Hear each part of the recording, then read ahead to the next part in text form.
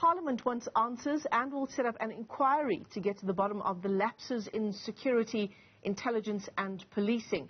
That's after President Cyril Ramaphosa admitted that security services were overwhelmed during the unrest in parts of KwaZulu-Natal and Gauteng.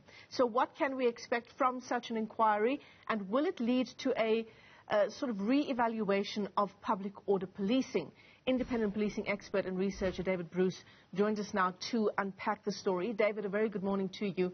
Great to talk to you on what is such an important question, and this issue around whether the SAPS has sufficient public order policing units.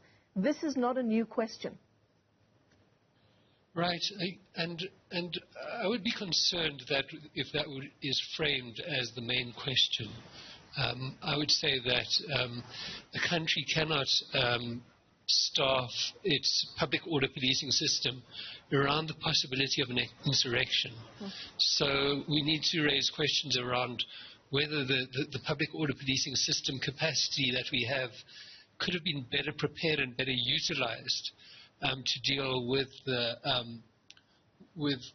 unrest. But in my opinion, it would be wrong to see this as providing grounds for increasing the size of the public order policing units, so the number of personnel. Yeah. How far back do you reckon the scope of this inquiry should go? Because one of the big issues, certainly now, is this toing and froing between two ministers, Police Minister Behicele and State Security Minister Ayanda Dlodlo. Ayanda Dlodlo says she gave the information around possibilities of this kind of insurrection that we saw last week to the Police Minister. He now denies having ever received such information. What do we make of that? Well, it's difficult to know what to make of that, but the one thing also that's important to note is that scrutiny of intelligence is not carried out by the Police Portfolio Committee. That's carried out by another committee which operates behind closed doors.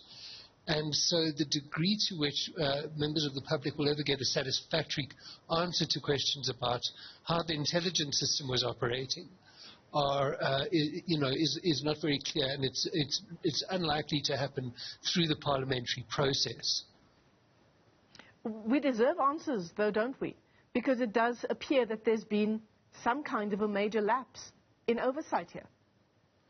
Right, and so and it also it certainly comes at it took place at a period where the intelligence services had been profoundly undermined. And for instance, there's a story in one of the media outlets today about how restrictions on the secret service account might have played a role in limiting the ability of police intelligence to investigate some of what was going on. I'm not sure how much weight should be given to that, but of course the secret service account has been massively abused, and so it's in, on one level it seems that it would have been appropriate for, if the minister was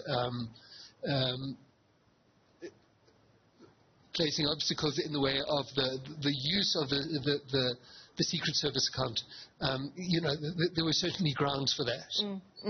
So let me ask you this, David. Even if the police did have prior information or prior intelligence to what was about to unfold in parts of KZN and in Gauteng, let's say that was the case, how would you then rate the reaction from police?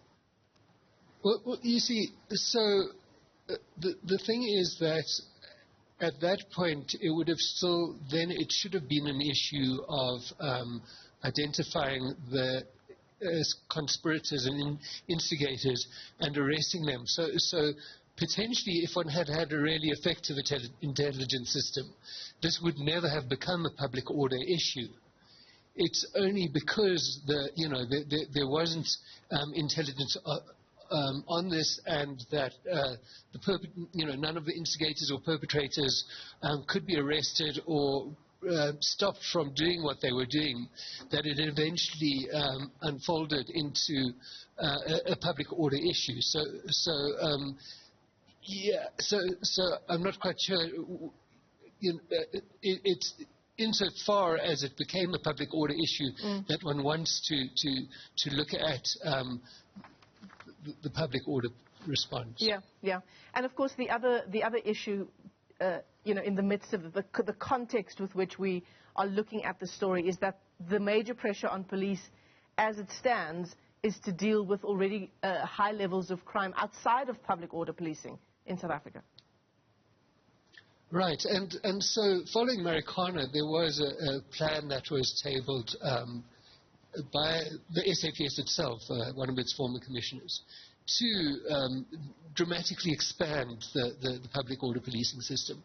But the one thing was that was obviously financially unsustainable. The other thing is that the SAPS has, in fact, the information that it routinely has access to on the demand for public order policing is based on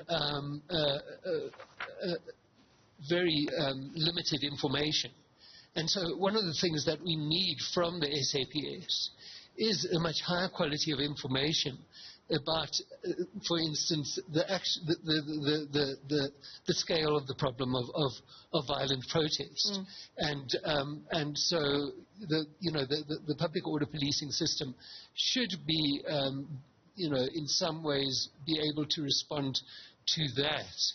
But clearly, once you have a generalized breakdown of order, such as we had in the last week, it's a situation where one can't build one's policing system around that. And as happened last week, one would have to bring in the army to support the police. David, while we have you on the line, and as we wrap up our interview, yesterday scenes in a township in Sebokeng across our screens of police cutting down the security fences around people's informal settlements, kicking down, breaking down doors, all in an effort to try and recover some of the looted items, they say, from the unrest that we saw over the past couple of weeks. How do we read the police's response to the recovery of these items, just the treatment of the people in Sebokeng as well? Right. Well, I'm not sure that they're acting lawfully in the manner in which they're conducting those operations. I mean, there has to be, each person who, if they have reasonable suspicion about that, for instance, stolen goods are being held at a specific location, they would have justification in using force to get access to that property. But it seems that a lot of their searches are being carried out on a fairly random basis. And so, that is not legally justified. Yeah. Never mind the issue of the dignity of the people living there. Yeah, well,